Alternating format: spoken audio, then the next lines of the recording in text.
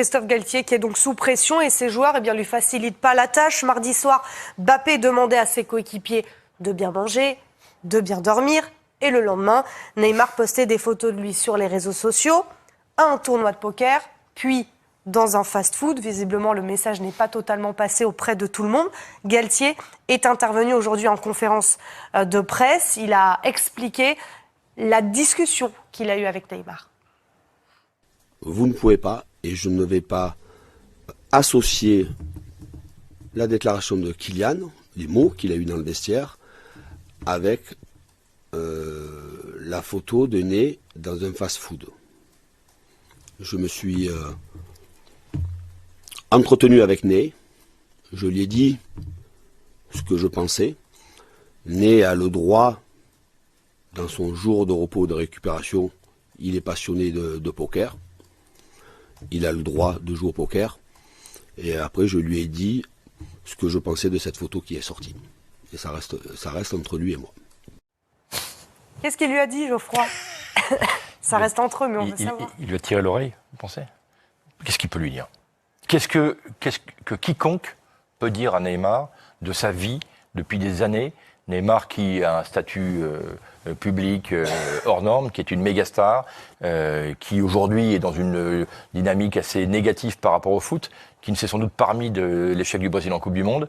Qu'est-ce qu'il peut lui dire? Bon, c'est pas bien Ney. On recommence plus. Ney. Ouais, Ney. Vous savez très bien que ça n'aura aucun impact. Et on sait très bien, encore une fois, que Christophe Galtier est en difficulté dans la communication, comme tout le monde l'a été avec Ney, comme il l'est avec Kylian Mbappé.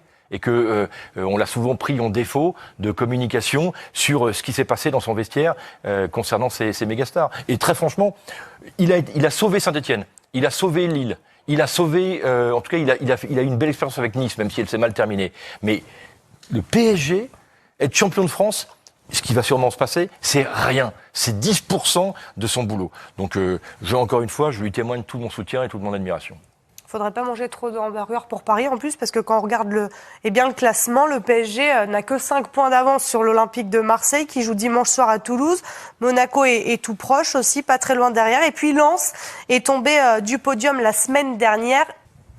Messieurs, le Paris Saint-Germain a déjà plus de défaites en 2023 que sur toute l'année 2022. Galtier sous pression. Galtier toujours l'homme de la situation, Geoffroy?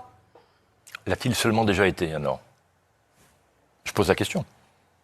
Parce qu'en fait, il est là face à un mur que connaissent tous les entraîneurs du PSG, qui est le vertige de l'échec potentiel ou réel. Tous ont connu ça avant lui. En tout cas, sous l'RQSI. Ça a été le cas pour Thomas Tuchel, pour Mauricio Pochettino, pour Unai Emery. Même pour Laurent Blanc, qui était éliminé régulièrement en quart de finale de Ligue des Champions, on n'était pas content alors que c'était quand même bien. Et même Carlo Ancelotti, qui a été critiqué combien de fois, menacé de licenciement. Donc ça, c'est une réalité au PSG. La seule différence, c'est que lui, c'est sa première expérience à la tête d'un gros club, d'une grosse machine sportive, économique, qui vise à gagner la Ligue des Champions. Et quand on sait les circonstances dans lesquelles il a été nommé, c'est pas lui faire injure et lui manquer de respect, parce que c'est quelqu'un que moi, pour lequel j'ai de l'estime et du respect, Christophe Galtier. Et il a accepté un challenge courageux. Mais il a été nommé dans les circonstances de... On fait signer Kylian Mbappé, qui fait venir Luis Campos, qui fait venir Christophe Galtier, donc en troisième rideau.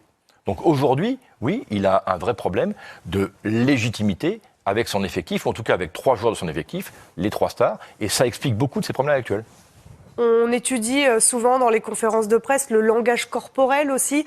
On le sent peut-être un petit peu plus tendu, moins à l'aise. C'est son point fort pourtant à Christophe Galtier. Oui, mais il y a eu un changement de vie très clairement pour Galtier qui n'avait jamais entraîné un tel vestiaire, de tels superstars. On parle de Messi, de Mbappé, de Neymar et même de Sergio Ramos. Donc pour le coup, on ne peut pas discuter avec ces joueurs-là de la même manière qu'avec d'autres joueurs qu'il a notamment connus du côté de Nice ou de Lille par exemple. Donc en fait, c'est une expérience... très très compliqué.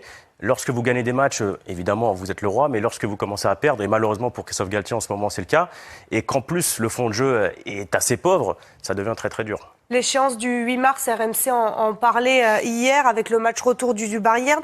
Est-ce que les choses, elles pourraient se compliquer peut-être plus rapidement pour Christophe Galtier? Avant le Bayern, il y a quand même Lille, il y a Marseille, il y a Nantes à jouer également. Non, on ne peut rien exclure à ce stade. Moi, j'ai toujours un exemple, parce que ça laisse...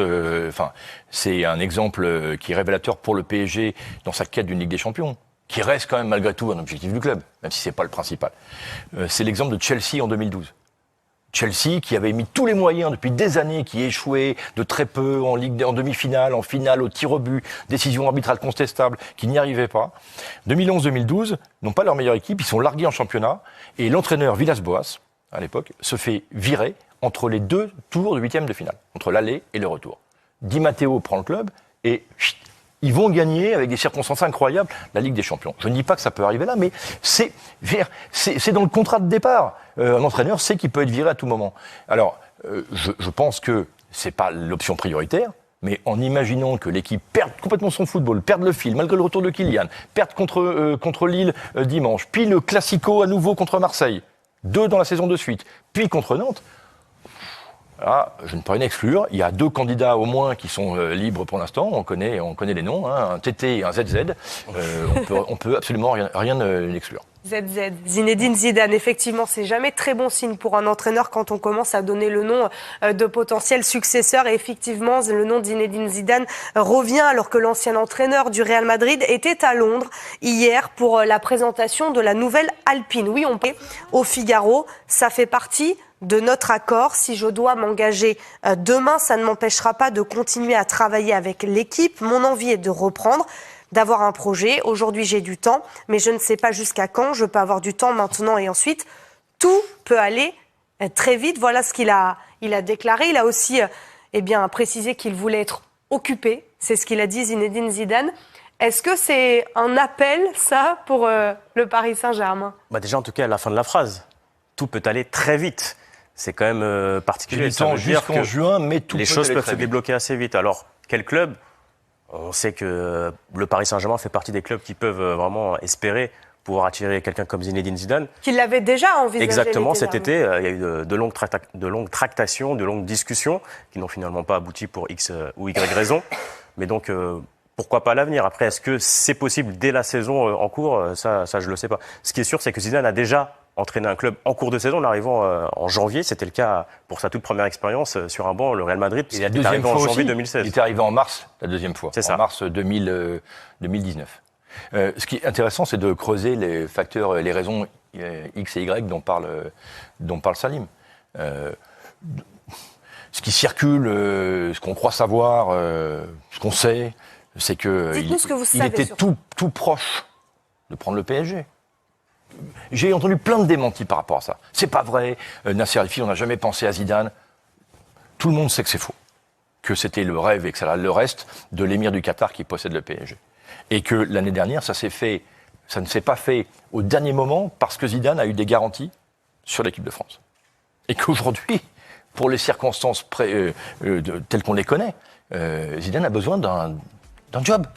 Et ce job ne peut être qu'un grand club. Et ce grand club, ça peut être que la Juventus, le PSG ou le Real Madrid. Sachant qu'il a toujours refusé la Première Ligue, en tout cas pour le moment, après avoir à moyen terme. Donc sa candidature est évidemment à prendre au sérieux, et ces mots d'un homme qui parle peu, mais qui en général parle vrai, sont évidemment à considérer.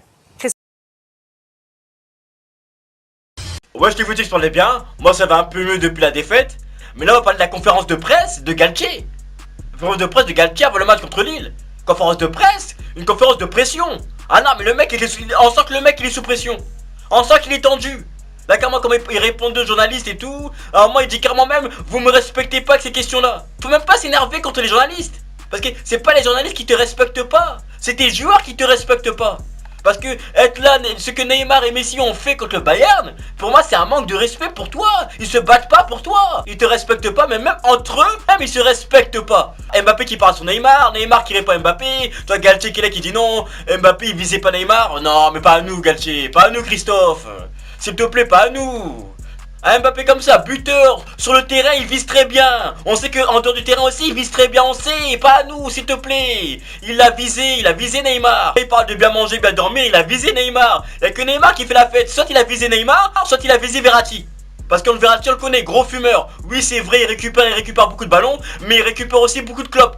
Ah lui c'est un gratteur de clopes. Lui il tourne au moins 5 ou 6 clopes par jour. Ses stats, c'est 5 ou 6 ballons grattés, mais c'est aussi 5 ou 6 clubs grattés dans la journée. Ah, tout le monde. Ah non, on le connaît. Il parle à lui, à eux. Il parle à Neymar ou à Verratti. Faut arrêter de mentir, tu vois. Tu vois, encore la MSN. Tu vois, ils s'entendaient bien entre eux. Là, il y avait vraiment une fraternité. Et encore la BBC, bon. Ronaldo avec Benzema, ils s'entendaient bien. Mais bon, Ronaldo avec Gareth Bale, c'était pas les meilleurs amis, mais ils faisaient le taf. Mais là c'est n'importe quoi.